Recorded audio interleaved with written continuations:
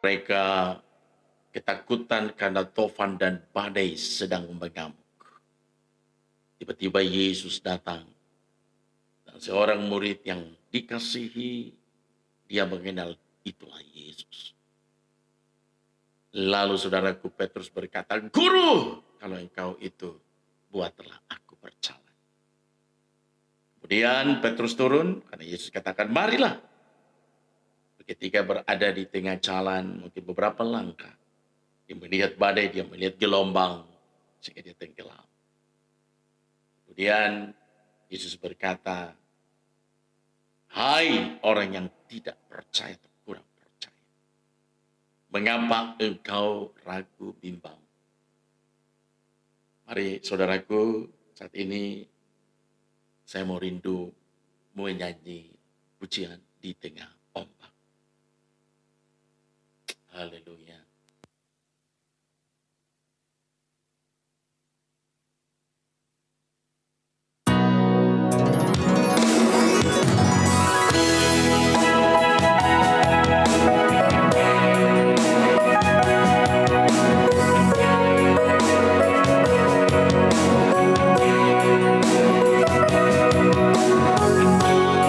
Di tengah ombak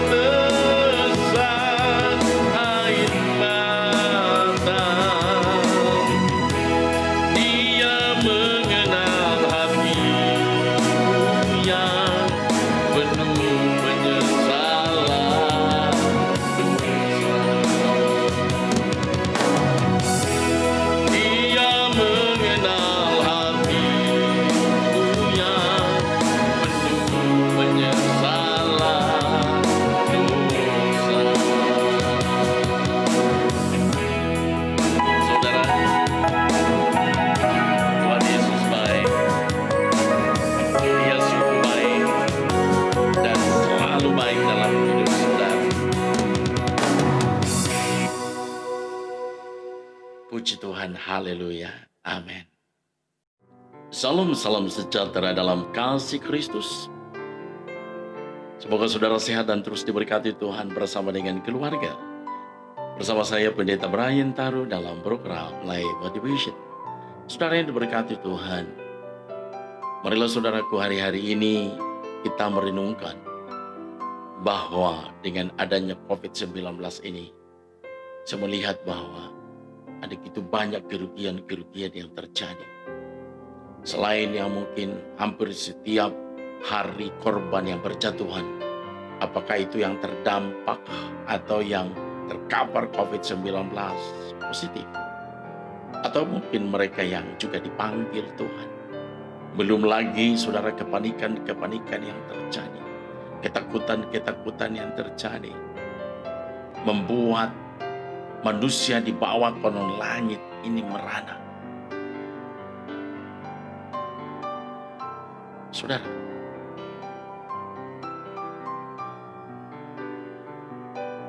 kehidupan semakin menjadi sulit. Pekerjaan jadi susah. Usaha semuanya jadi susah. Keadaan ini begitu sangat menjengkelkan. Dan boleh menjadi keadaan yang begitu sangat tidak mengenakan. Karena kemanapun mungkin saudara pergi, kadangkala saudara dihantui oleh rasa ketakutan, dihantui oleh rasa kepanikan, kecemasan, dan berbagai hal-hal yang lain yang sepatutnya tidak boleh terjadi. Lalu saya mulai bertanya-tanya, Tuhan, setiap hari kami boleh mendengarkan begitu banyak korban yang berjatuhan. Itu di seluruh dunia ini sudah di atas hampir 15 juta manusia atau penduduk dunia yang sedang terkapar. Dan yang meninggal sudah lebih daripada 500.000. Saudara, ini bukan jumlah yang sedikit. Korban berjatuhan, kehilangan keluarga, kehilangan anggota keluarga yang disayangi, menjadi satu keadaan yang tidak mengenakan, saudara. Lalu saudara, secara pribadi saya mulai bertanya kepada Tuhan, berapa lamakah Tuhan keadaan ini boleh ada? Jujur, kita pun boleh mengalami ketakutan. Bagaimana tidak di Indonesia setiap hari, bahkan kemarin saudara, 2.657, hari ini 1.800. Ini keadaan yang begitu menegangkan dan membuat saudara dan saya takut. Tapi kemudian Yesus menjawab, mengapakah engkau harus takut? Ini tertulis di dalam Markus pasal yang keempat. Sekali lagi Markus pasal yang keempat, ayatnya ke-40 berkata begini. Lalu ia berkata kepada mereka, mengapa kamu begitu takut? Mengapa kamu tidak percaya? Yesus berkata kepada murid-muridnya, ketika murid-muridnya ketakutan oleh karena ombak, gelombang, badai menerjang. Sementara Markus melaporkan Yesus tertidur di buritan, di bagian bawah. Tidur dengan nyenyak. Manusiawi, saudara. Dalam keadaan mereka kalut, dalam keadaan mereka bingung, air sudah masuk ke dalam perahu. Mungkin sebentar lagi mereka tenggelam. Sementara mereka melihat sang guru tertidur pulas. Sang guru lagi istirahat. Lalu mereka membangunkan Yesus.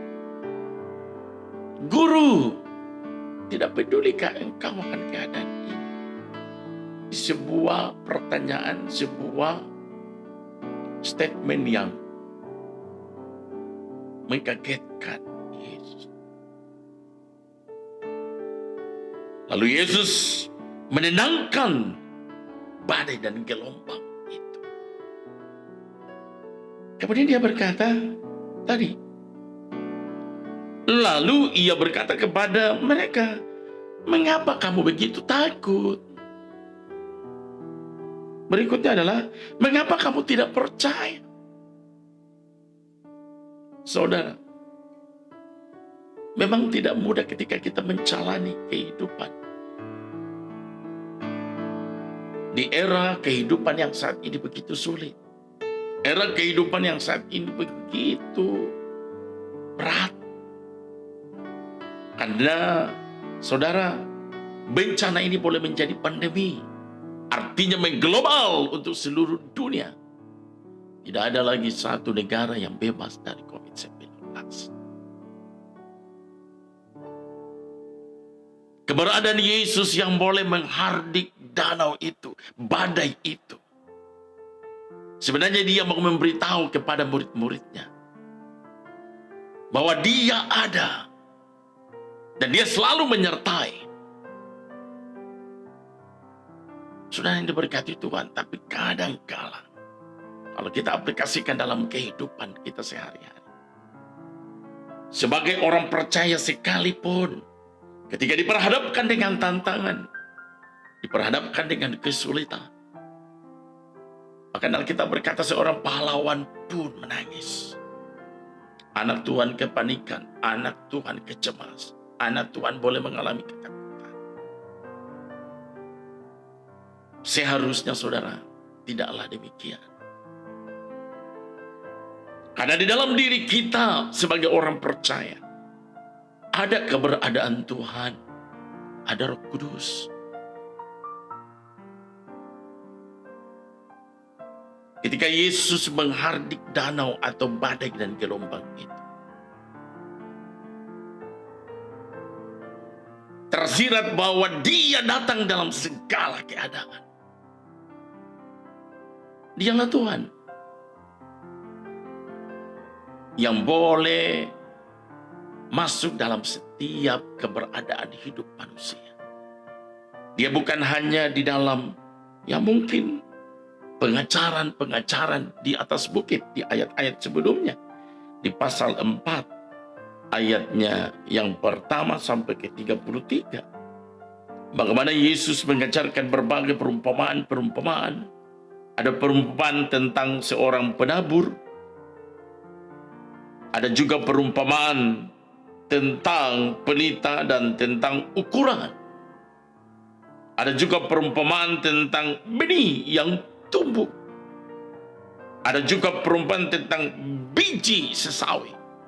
Perumpamaan ini adalah metode atau ilustrasi yang Tuhan ceritakan supaya murid-muridnya dan orang-orang yang mendengar saat itu mengerti kerajaan Allah yang dia sampaikan.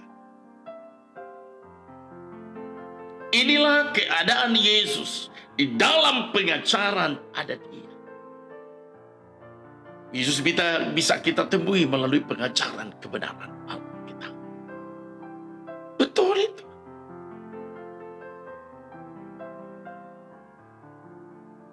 Jadi orang-orang percaya harus tahu, mengerti, memahami. Oh, benar Yesus. Saudara bisa temui di dalam pengajaran-pengajaran kebenaran. Yang kedua saudara, selain bahwa Yesus ditemui bukan hanya sekedar melalui kebenaran, tapi yang kedua kalau saya melihat di sini, jauh sebelum Yesus pun menyembuhkan banyak orang, melakukan mujizat. Misalnya seperti di Yohanes, bagaimana Yesus mengubah air jadi anggur dalam pesta pernikahan.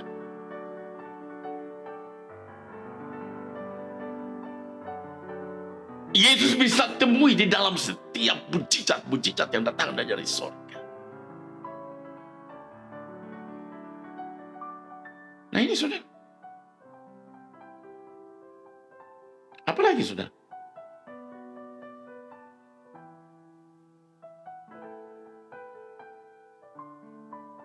Bahkan saudara, Keberadaan Tuhan pun telah memanggil saudara. Boleh menjadi anak Tuhan, orang percaya. Dengan tentu saudara ada jaminan hidup. Apakah itu jaminan hidup kekal dan jaminan hidup penuh dengan kemenangan-kemenangan. Nah inilah saudaraku, karena kita sudah punya jaminan hidup itu, tiket masuk ke surga. Dan yang kedua, tiket sebagai jaminan untuk hidup dalam kelimpahan, hidup di dalam kekuatan Tuhan. Ketika saudara masih berada di tengah dunia ini, saudara, Tuhan mau ditempatkan di mana saja saudara berada untuk menjadi berkat. Nah, bagaimana ketika kita menyingkapi pandemi ini, saudara? Tidak mudah, saudara.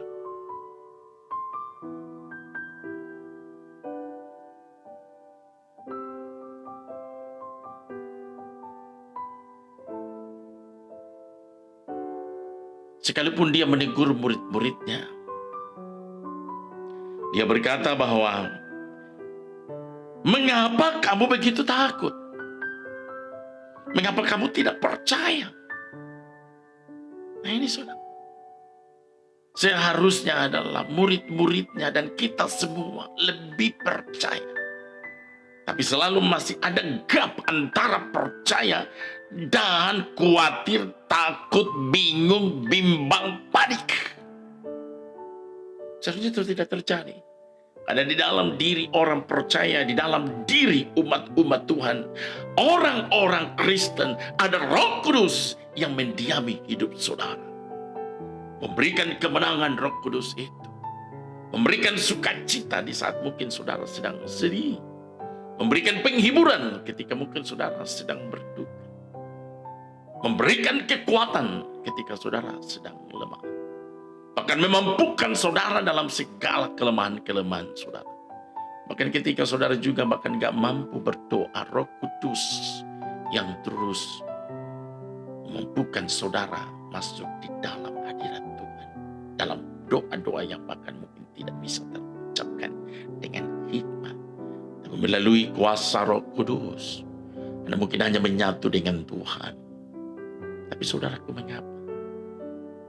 Umat-umat Tuhan yang katanya sudah ada Roh Kudus, bahkan yang katanya sudah penuh dengan Roh Kudus, tapi pada akhirnya kita ketakutan. Saudara yang diberkati Tuhan, inilah keadaan manusia di mana ada satu sisi. Keadaan apapun saudara, tapi kita harus akui, ada keberadaan manusia di mana kita mengalami ketakutan. Coba kita lihat tokoh-tokoh Alkitab. Bukankah Elia baru melakukan mujizat besar? Dia melawan 450 Baal dan 450 dari Nabi Asyera. Tapi yang ada, saudara, apa yang terjadi? Ketika dia boleh mendapat ancaman dari perempuan, namanya Ratu Isabel, istri daripada Ahab, ketakutan. Daud pun ketakutan sampai masuk ke gua Adulam. Tokoh-tokoh Alkitab mencatat, saudara, antara kepahlawanannya, keberaniannya, tapi juga ketakutan, kecemasan, kebodohan. Inilah begitu hebatnya Alkitab, memberikan gambaran tokoh-tokohnya apa adanya. Tidak ditutup-tutupi kekurangan, kebobrokan, jujur untuk diceritakan kepada kita bahwa itulah gambaran manusia. Itulah gambaran saya dan saudara, bahwa kita tidak pernah terbebas daripada keadaan itu. Tuhan izinkan hal ini, ada ruang kosong untuk kita takut, ruang kosong untuk kita cemas, ruang kosong untuk kita panik, ruang kosong untuk kita mungkin boleh mengalami kekhawatiran. Karena Tuhan izinkan semuanya itu. Mengapa, saudara? Warning, saudara, untuk supaya kita tetap bergantung kepada Tuhan. Hal ini, media ini, Tuhan memang taruhkan dalam hidup manusia, dalam hidup orang percaya. Tuhan tidak angkat Anda seperti seorang yang hebat sekali, sampai saudara udah bangga sendiri. Tapi Tuhan izinkan Anda lemah. Kalau Anda kuat, itu cuma anugerah Tuhan. Kalau Anda boleh ada dan boleh hidup dalam kemenangan, itu hanya anugerah Allah. Tidak ada alasan untuk saudara kita membanggakan diri. Tidak ada alasan untuk kita merasa inilah aku. Bukankah apapun yang ada dalam hidup kita cuma karena anugerah Tuhan? Dengan adanya kita takut, dengan adanya kita khawatir, dengan adanya kita cemas, dan bahkan mungkin kita mengalami kepanikan, kita sadar bahwa ternyata kita nggak ada apa-apanya. Penuh keterbatasan, segala kehebatan manusia, segala kebanggaan manusia, segala kesombongan manusia, sebenarnya di hadapan Tuhan begitu tidak berarti. Apa yang manusia banggakan saat ini, saudara? Gak ada sesuatu yang kita banggakan, karena semuanya, saudara, manusia di dunia ini saat ini sedang merana. Saudara, di hadapan Tuhan kita bersyukur. Ternyata Tuhan izinkan fase untuk kita takut, fase untuk kita mungkin lemah supaya kita sadar. Kita lebih dekat, lebih intim dengan Tuhan. Saya percaya segala apapun yang saat ini sedang terjadi, Tuhan izinkan. Mengapa, saudara? Biar saudara kita boleh menjadi kuat. Nah, bagaimana tentang hal ini? Oleh tokoh-tokoh Alkitab, Yesaya 41 contoh. Yesaya boleh menasihati kepada jemaat atau kepada umat-umat Yehuda sekalipun belum terjadi, masih 100 tahun lebih di masa Yesaya, 100 tahun lebih ya terjadi. Tapi dia sudah menasihati, jangan takut, sebab aku menyertai engkau. Allah menyertai. Janganlah bimbang, sebab aku ini Allahmu. Tuhan ini Allahmu. Aku akan meneguhkan, bahkan akan menolong engkau. Ayatnya selanjutnya, atau masih ada ayat yang sama. Aku akan memegang engkau dengan tangan kananku yang membawa kemenangan. Dan bagaimana Yesaya boleh mendapatkan suara dari Tuhan, firman yang Tuhan ucapkan kepada dia dan dia sampaikan kepada umat. Paling tidak umat itu sadar dan bertobat. Dan ketika umat itu tidak bertobat, dia juga sudah menyampaikan kebenaran firman. Inilah Tuhan bekerja. Beda sama saudara bekerja. Tuhan bekerja sangat lengkap. Bahkan dalam Yesaya 43 ayat 1, jangan takut sebab aku telah menebus engkau. Aku telah memanggil engkau dengan namamu. Engkau ini kepunyaanku. Jadi saudara, kita ini adalah kepunyaan Tuhan. Yang punya adalah Yesus. Yang punya adalah Tuhan, Bapa kita. Nah ini saudara. Seharusnya saudara, sebagai umat-umat Tuhan, mari kita kuatkan iman kita, dekatkan hati kita. Karena kita berkata hanya dekat Allah saja, aku tenang, daripadanya lah keselamatan. Dialah kota benteng, dialah kubu pertahanan, dan dialah pagar kemuliaan saudara. Raja Daud boleh menasihatkan kepada kita semua dalam Mazmur 23 ayat 4, sekalipun aku berjalan dalam lembah kekelaman, aku tidak takut bahaya, sebab engkau besertaku, gadamu dan tongkatmu itulah yang menghibur aku. Apa itu gada dan tongkat? Menurut saya gada dan tongkat berbicara firman dan terus. Gada dan tongkat. Hari-hari ini saudaraku, biarlah kebenaran firman Allah terus kita baca renungkan. Dan terus kita renungkan setiap hari. Bersama dengan roh Allah. Itulah kekuatan. Makanya jelas sekali, sekalipun aku berjalan dalam lembah-lembah kekelaman. Dalam bahasa yang lainnya, dalam bayang-bayang maut, aku tidak takut bahaya, sebab engkaulah besertaku. Masalahnya di sini ada saudara. Adakah iman saudara bahwa Allah menyertai hidup saudara?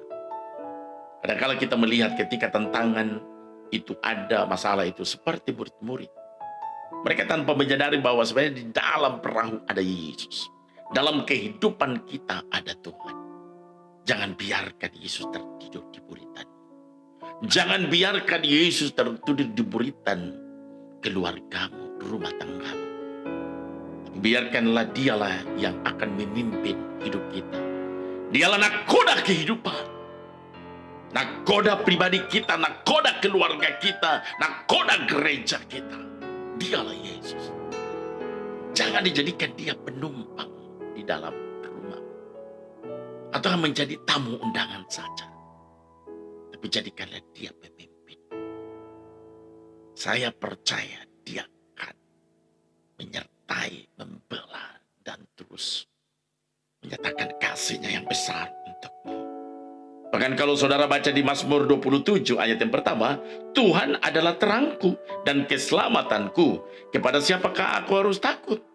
Tuhan adalah benteng hidupku. Terhadap siapakah aku harus gemetar? Ketika Allah boleh menyatu dengan saudara, dia boleh menjadi indah, benar-benar intim dengan Tuhan. Daud boleh berkata, siapakah lawan? Siapakah yang berusaha untuk melawan aku? Bukankah Tuhan adalah benteng hidupku? Terhadap siapakah aku harus gemetar? Maka dalam Mazmur 56, kalau saya lihat di sini, waktu aku takut, aku ini percaya kepadamu. Nah ini, makanya tadi saya katakan bahwa Tuhan berikan ruang, memberikan satu lubang di pada manusia supaya manusia itu takut. Karena ketika kita takut, kita percaya kepada Tuhan. Ketakutan yang ada pada manusia adalah wadah yang Tuhan percayakan atau warning supaya kita harus akui siapa kita di hadapan Tuhan. Haleluya, haleluya. Kemudian masih banyak lagi saudaraku ayat-ayat yang boleh memberikan bagaimana coba Rasul Paulus. Kalau tadi adalah ayat bagaimana Daud, kalau Rasul Paulus saudara contohnya di Filipi 4.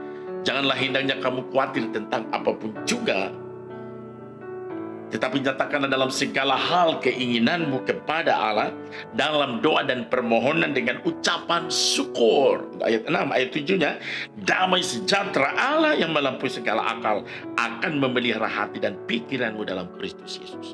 Ini nasihat Rasul Paulus kepada jemaat yang ada di Filipi. Ada jemaat di Filipi juga boleh mengalami ketakutan, saudara.